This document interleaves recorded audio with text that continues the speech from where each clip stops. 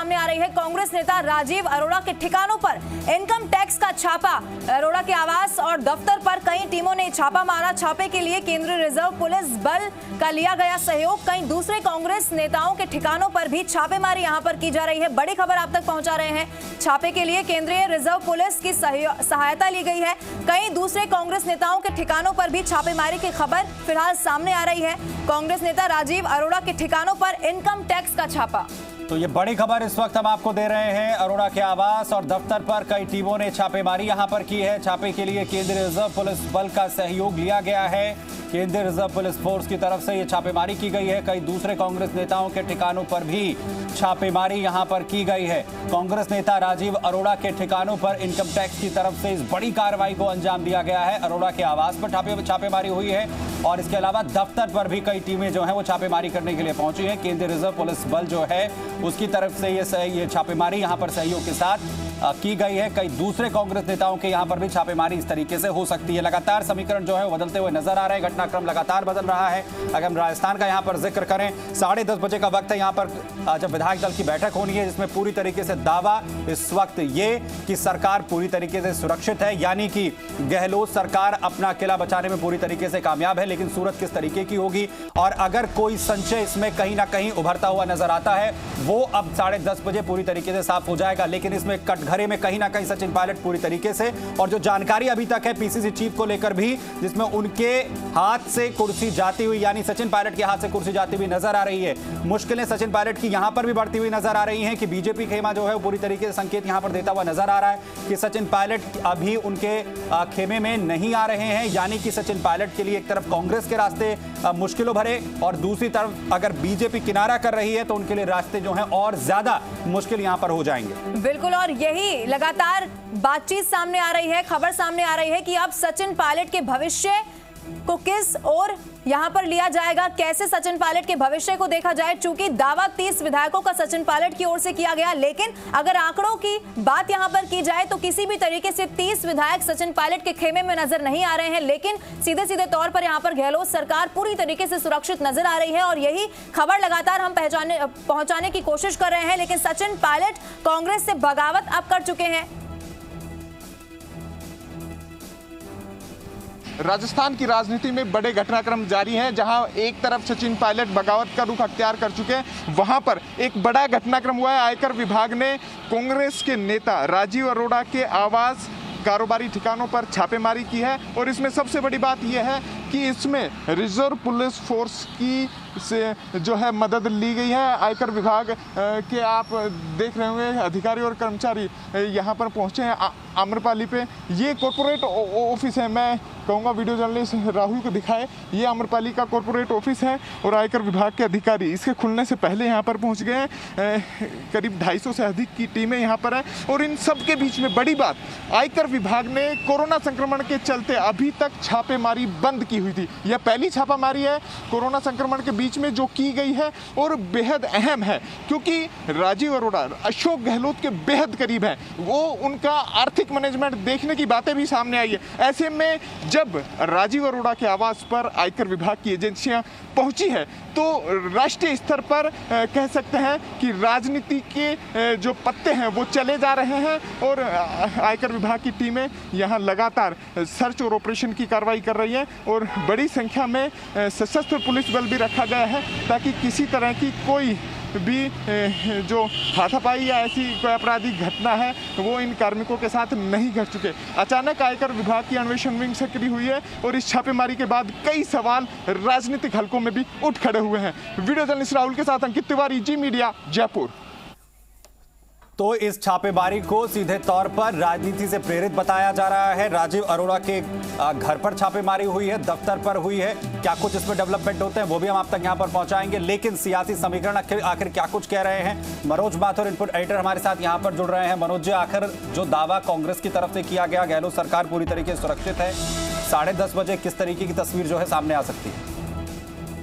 10:30 बजे की बैठक रखी गई है। तमाम विधायकों को उसमें इसके जरिए बुलाया गया है ताकि सरकार के खिलाफ जो कार्रवाई करने की बात आ रही थी, लामबंदी की बात आ रही थी, उसको निर्मूल किया जा सके। मोटी बात यह है कि सचिन पायलट, अशोक गहलोत, दोनों ही दलों के विधायक जो हैं वो इस बैठक के अंदर मौजूद रहेंगे और वहां पर समर्थन कांग्रेस और सरकार के प्रति प्रदर्शित किया जाएगा। दिल्ली से आए हुए नेता वेणुगोपाल सुरजेवाला, ये तमाम लोग उस बैठक में मौजूद रहेंगे ताकि किसी भी प्रकार की बगावत को रोका जा सके।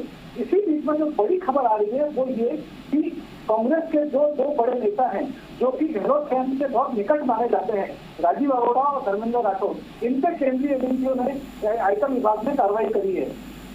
यहाँ पर राजीव अरोड़ा का सवाल है, आम्रपाली जो उनका व्यापारिक प्रतिष्ठान है वहां पर आज सुबह ही आयकर विभाग के 200 से ज्यादा अधिकारी और कर्मचारी पहुंचे थे। खास बात यह है कि पूरे जो सर्च ऑपरेशन है इसमें राजस्थान पुलिस को इन्वॉल्व नहीं किया गया। इसके अंदर सीआरपीएफ के जवानों को, हथियारबंद जवानों को वहां पर मौजूद रहे, जिससे कि किसी भी अनहोनी की अगर घटना होती है, पॉलिटिकल कोई ड्रामा क्रिएट होता है तो सीआरपीएफ वहां पर स्थिति को संभालने के लिए मौजूद है। आप इस बात का अंदाजा लगाइए कि राजस्थान के अंदर जब से कोविड-19 का प्रकरण शुरू हुआ है मार्च से, तब से लेकर अभी तक आयकर विभाग की कोई भी फर्दर खाते की कार्रवाई नहीं हुई है इस कोरोना के चलते। लेकिन ये पहली कार्रवाई है, इसीलिए ये लाजमी है कि राजनीतिक गलियारों में इस कार्रवाई को राजनीतिक रंग दिया जा रहा है। पक्ष और विपक्ष दोनों ही अपनी बात कह रहे हैं। जहाँ पे कांग्रेसी नेताओं का ये आरोप है कि प्रदेश में चल रहे घटनाक्रम के लिए बीजेपी जिम्मेदार है और अब जब सरकार 10:30 बजे की मीटिंग के अंदर अपने आप को स्थिर और मजबूत बताने का दावा कर रही है, उससे ठीक पहले राजीव अरोड़ा के घर पे ये कार्रवाई करने की खबर है ताकि सरकार को आदेश किया जाए। मनोज, ये पहले बीजेपी की तरफ से कहना कि हमारा इसमें किसी भी तरीके का कोई इनपुट नहीं है और खुद का खेमा जो है वही कांग्रेस को ले डूबेगा, ये बार बार जो है कहा गया और हमने कल भी लगातार ये बयान सुने हैं, चाहे बीजेपी प्रदेश अध्यक्ष का यहाँ पर जो है जिक्र किया जाए। और अब जैसे आपने भी कहा कि राजीव अरोड़ा के यहाँ पर इस तरीके के छापेमारी, ये कहीं ना कहीं एक मैसेज दे रही है कि एक दबाव कहीं ना कहीं बनाने की कोशिश है और जो बैकफुट पर इस वक्त सचिन पायलट जाते हुए नजर आ रहे हैं उन्हें उभारने की कहीं ना कहीं कोशिश है। बिल्कुल, आपका आकलन और जो आपने कहा वो बिल्कुल सही है। लेकिन मोटी बात क्या है कि राजस्थान के अंदर अभी तक स्थिति पूर्ण रूप से सरकार के पक्ष में प्रदर्शित नहीं हुई है। अनवर खाने की रिपोर्टें ये कहती है कि सरकार स्थिर है, जिससे भी विधायक हैं वो सब मुख्यमंत्री को समर्थन पत्र सौंप चुके हैं, जो आला नेता हैं वो पूरी निगाह रखे हुए हैं। लेकिन 10:30 बजे वाली बैठक है जिसके अंदर प्रदर्शित किया जाएगा कि यहाँ सरकार स्थिर है और मुख्यमंत्री अशोक गहलोत की सरकार अगले 5 साल काम करेगी।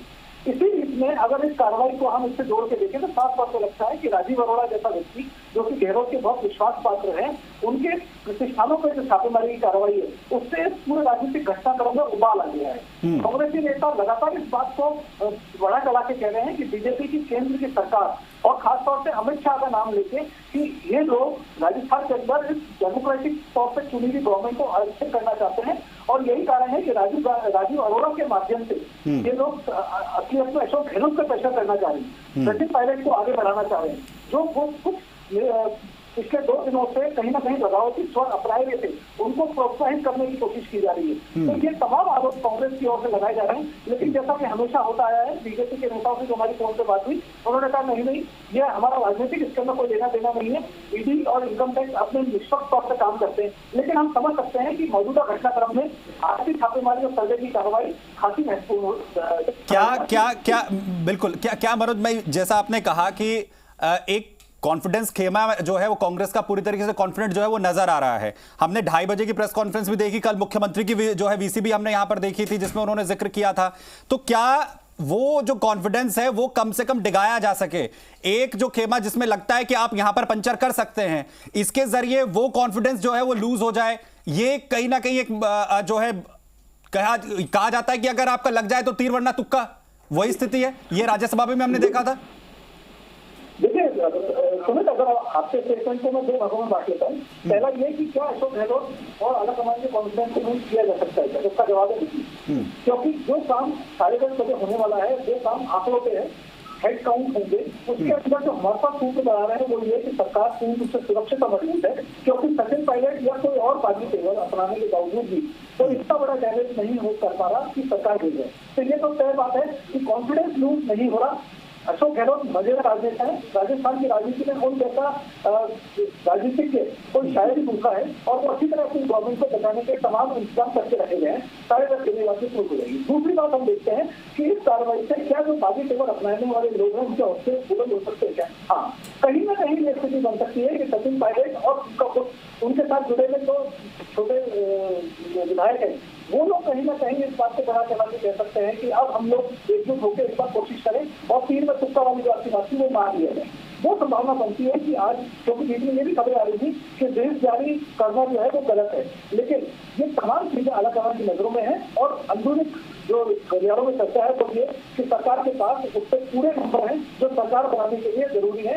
निर्दलीय टीम को जिस एसोसिएशन से हटाया गया है उसके बावजूद 10 निर्दलीयों का समर्थन लगातार सरकार के पास है और सरकार किसी भी हालत के अंदर अपन अंडरवेट नहीं कह सकते, सरकार मजबूती के स्तर पर दिखाई दे रही है। जी देखिए, कोरोना की वजह से जो छापेमारी है वो बंद की हुई थी और अब पहली छापेमारी और वो भी गहलोत के करीबियों पर छापेमारी, तो इसे किस तरीके से समझा जाए? राजनीतिक छापे हैं, व्यावसायिक छापे हैं, हवाला कारोबार से जुड़ा हुआ इस कार्रवाई को माना जाए कि उस पर धरपकड़ करने के लिए ये कार्रवाई की गई? मनोज जी, वजह भी तो कुछ बताई जा रही होगी।